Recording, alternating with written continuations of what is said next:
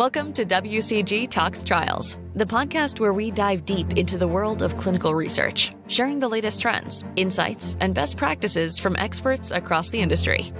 In each episode of WCG Talks Trials, we'll explore a different area of the clinical trial industry, while featuring a diverse range of clinical research and medical professionals. If you're passionate about advancing clinical research, improving patient outcomes, and driving healthcare forward, then WCG Talks Trials is the right podcast for you. We are so glad you could join us today.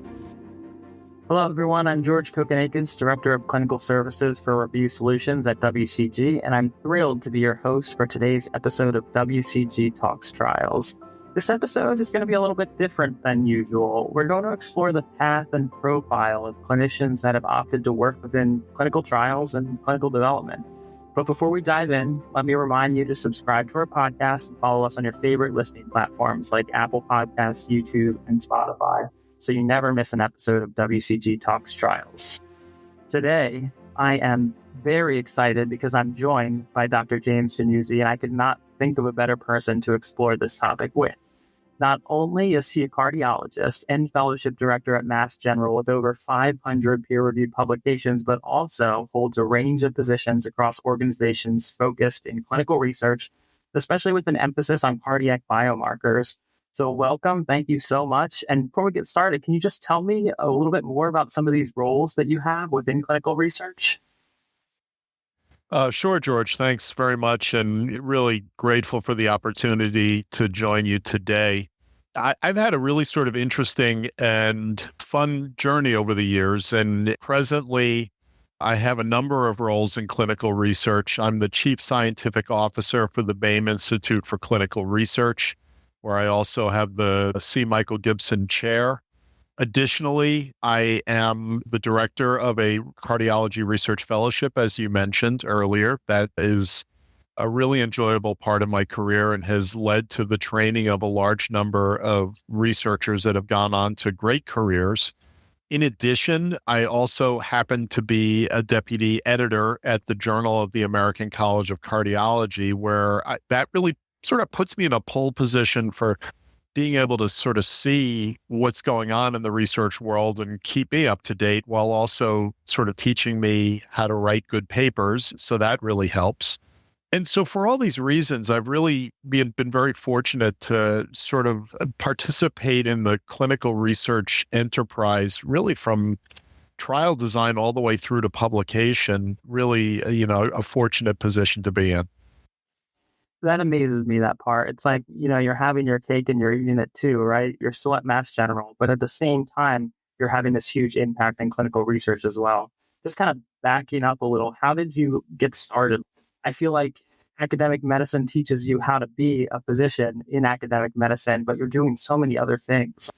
How did it happen? How did it all start?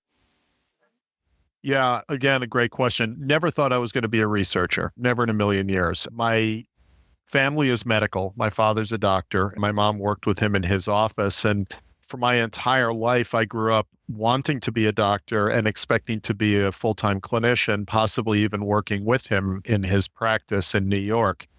I went to medical school, stayed focused on the clinical side. But then at the time that I was in med school, I did some bench research, basic science work. And at that time, I sort of said, this is kind of interesting. This is where I got bitten by the cardiology bug. I sort of got to know cardiology even before I finished medical school. But even at that point, I really thought that my entire career was going to be focused on clinical care. And then I did my residency at Brigham and Women's Hospital and Harvard Medical School, and then fellowship at the Massachusetts General Hospital. And that's really where, I had this sort of moment of epiphany that although I really enjoyed clinical medicine and was good at it and still am, I found a real interest in the questions that we could ask from a clinical research perspective. And, I have to emphasize one could do no better than to be in the environment that we work in here in Boston, where really some of the most monumental advances in clinical medicine have been made over the years. Furthermore, we're surrounded by industry partners in Boston, which is a vibrant hub for the biotech and pharmaceutical industry. So for all those reasons, there were plenty of opportunities to get to know people working in the cardiac biomarker space and the pharmaceutical industry and device industry, as well as to collaborate with people doing NIH-based research. And so because of all of those different factors, it was only a matter of time before my career deviated away from being a full-time clinician and really started to focus on increasing amounts of research. And at this point, most of what I do is clinical trial oriented. Wow, that's really interesting. I didn't realize that at this point. And it's also kind of fascinating to hear. So it is, right, the Boston area, that probably was a big factor in there. And that epiphany is interesting. Was there one specific engagement that you started with sort of earlier in your career where tested the water and you're like, yes, this is a direction I want to move in? So I was a basic scientist before changing course into clinical research. And that interest in basic science really dictated my fascination with cardiac biomarker testing. Really, if you think about it, by taking a path into cardiac biomarker testing and clinical research, I essentially was sort of manifesting the earliest examples of what has subsequently been called translational research, right? Which is taking scientific observations and applying them to clinical execution. And so cardiac biomarker testing in the mid-90s was still sort of a curiosity. But I would say that the advent of testing for cardiac troponin, a blood test we used to diagnose heart attacks, myocardial infarction, and particularly for me, at least personally and professionally, the advent of the natriuretic peptides, blood tests that we use to diagnose heart failure, really changed my career, really changed my life. And I was fortunate to be involved in some of the earliest troponin studies, but really where things really changed was when I performed some of the first N-terminal proBNP studies here in the United States, then certainly the largest studies, even to date. We just finished, everything old is new again, we just finished one of the largest, if not the largest, N-terminal proBNP studies. We're still doing them. And so getting involved in expressing how blood tests could be used to better identify diagnosis, prognosis, and treatment really is how I got involved, not just as a biomarker researcher in the field, but then transitioning into clinical trials. Because in modern clinical trials, biomarkers play a pivotal role in terms of inclusion of patients, as well as understanding safety of therapies and judging events and adjudicating endpoints. Absolutely. So that significantly changed your career path because kind of as you said, you thought you'd be standard clinician, on that track. And it is really interesting to see how much that's changed with just some research experience and then that interest in building on it, being in the right space and at the right time, like you're saying, with all of these trends with wearables too, right? You could have people now wearing devices that maybe measure these real time. And it's going to be fascinating to see, where things go in that direction. I just wanted to affirm that what you're saying about where things are heading is really important because cardiac biomarkers are now being considered not just as tools for, clinical trials, but obviously for clinical management. And one of the unexplored territories where markers have not yet made it, but I think have a potential role is in the home. And you mentioned, wearables and whether it's a device like a continuous glucose monitor that's been changed to be able to measure cardiac markers, or I'm working with colleagues to develop a finger stick test that people can measure these things at home at just a drop of blood. We're moving these tests now from the emergency department to the hospital, from the hospital to the office, and now from the office to the home. And that really, I think, will have implications with respect to how we execute clinical trials and how we judge events in clinical trials moving forward. Absolutely. It's just a great way to get objective data. And exactly, like it's a convenience for the patient as well, right? You have this thing, you're wearing this thing, and it does all the testing. And just, it's pretty amazing to see where things could go. And you did mention too some of your expert committee work, and that is monitoring safety, and you have to use this data to actually make decisions. And that's some work you've done with WCG. So I'm just kind of curious to hear when you initially engaged with WCG or the former company ACI. Why did you engage with them? How did that start? And how has your sort of expert committees work gone? I've been very fortunate over the years to have engaged with, at first ACI and now WCG, from a perspective of safety monitoring and endpoint adjudication. It's a class act, a great company, and a group that I've really enjoyed working with. It's been a long time, actually. I started working first with ACI, the company now absorbed by WCG. And when I worked with ACI, it was for a series of clinical trials focused on the safety of drugs for treating diabetes, actually. And it was a large program, multiple studies, not just one, but all focused on the same groups of diabetes drugs. And after many years of working in this program, I'm proud to say that program ultimately came out to be the series of studies that supports the use of a drug called empagliflozin, which is a globally utilized therapy for diabetes that reduces not just risk in people with diabetes, but actually also reduces risk for heart failure complications. And so really just a great example of how the happenstance of being involved in an endpoint committee for a trial allowed me to be involved with a program that ultimately changed how medicine is practiced. And that experience not only opened doors for subsequent trials of this therapeutic, this drug, empagliflozin, but, helped to get me more involved with the design and execution of the trials rather than being involved with the endpoint committees themselves. And so it was a door-opening experience in many ways.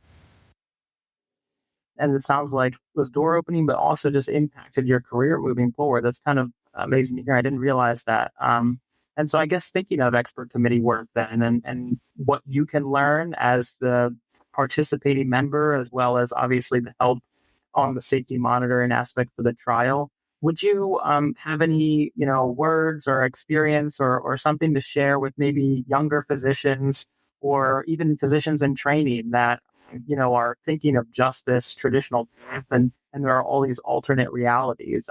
Do you have any tips or thoughts for those type of people? Yeah, I often wonder when you talk about the alternate realities, I often wonder about the implications of decisions that I've made over the years and what the counterfactual might have been. In other words, if I had said no, or if I had walked away from an experience that ultimately was positive. The first thing I'll say is that I love to tell the story that the biomarker, the blood test that really sort of led to me becoming really established as an academic is N-terminal proBNP. This is a blood test that now is measured globally. And yet when first approached, it wasn't clinically approved. I was the first person they approached to sort of develop studies for it.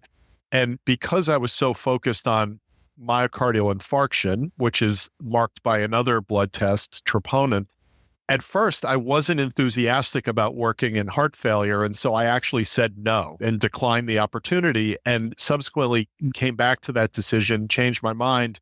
And the rest, as they say, is history. And so, hundreds of manuscripts later, actually, the number you gave in the front end was true a few years ago. I'm closer to 1,000 now in terms of publications. So it just illustrates for trainees that, you have to think very carefully, not just about the immediate response that you may have for an opportunity, but also think about what the longer term consequences might be.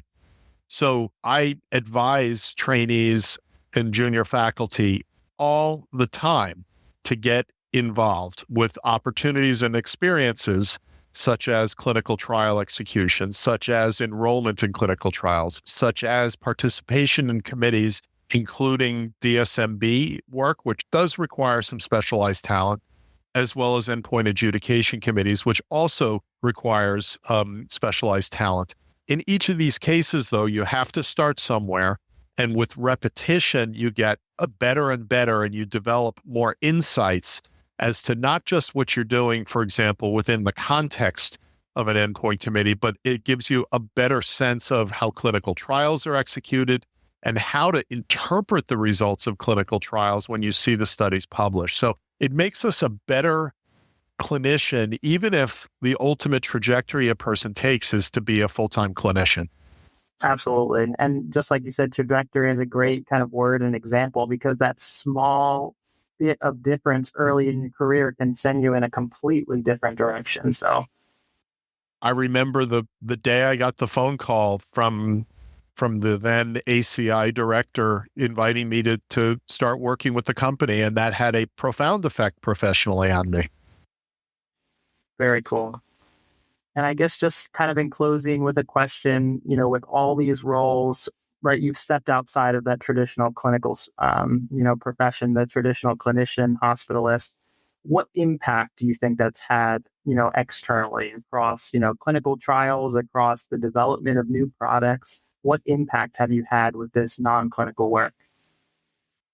It's hard for me to judge, but I can take a step back and look at where the things that I have worked on. It's helpful to point out that some of the earliest work that I did back in the very early 2000s and subsequently with biomarker testing now is in all of the clinical practice guidelines. The blood tests that I helped develop are now available globally in hospitals and clinics, really showing that, the work that me and my team did, helped to deliver a useful diagnostic and prognostic blood test worldwide. So that's sort of remarkable to think about. But then the doors that subsequently opened led to participation, not just in biomarker development, but also drug therapy development. And so whether we talk about various treatments for heart failure, treatments for diabetes, the development of anti-inflammatory drugs for treatment of autoimmune disorders, numerous therapeutic areas have things that I've worked on over the years. And so it just illustrates how, a door opens and then right in front of you are dozens of more doors to walk through. And it's a really kind of remarkable thing to consider that at no time in my early medical career did I ever think that I would be doing these things. Well, thank you. Yeah. Well, before wrapping up, I just wanted to say thank you, not just for joining me here, but just for the impact you've had on clinical research. It's amazing to see, and I know it will inspire young physicians. This is an alternate path, and you could have a huge impact with that path. So any final thoughts before closing? Well, George, I want to thank you for the opportunity to speak with you today and thank WCG for all the support over the years, getting me involved in clinical trials. Like I said, this had a profound effect on the trajectory of my career. And really what I would finish with, and for any of the listeners, is, always be open to new possibilities, new changes in career direction, and get involved to help develop the healthcare system moving forwards from a clinical trial perspective, research perspective, or clinical perspective. Well, thank you again, Dr. Januzzi. Thank you to our listeners as well for tuning in. If you have any questions or would like more information, you can feel free to reach out to me on LinkedIn or visit us at WCGclinical.com. We hope you found this episode insightful and that you'll join us for future episodes of WCG Talks Trials. Bye for now. Thank you for joining us for this episode of WCG Talks Trials. Don't forget to subscribe to this podcast on your preferred listening platform as we continue to explore different areas of the clinical research industry. As always, we encourage you to join in the conversation. Feel free to reach out to us if you have any questions, comments, or suggestions for future topics you'd like to hear on the show by visiting us at wcgclinical.com/podcast. We're here to serve as a trusted resource as we work to improve lives and accelerate clinical research together.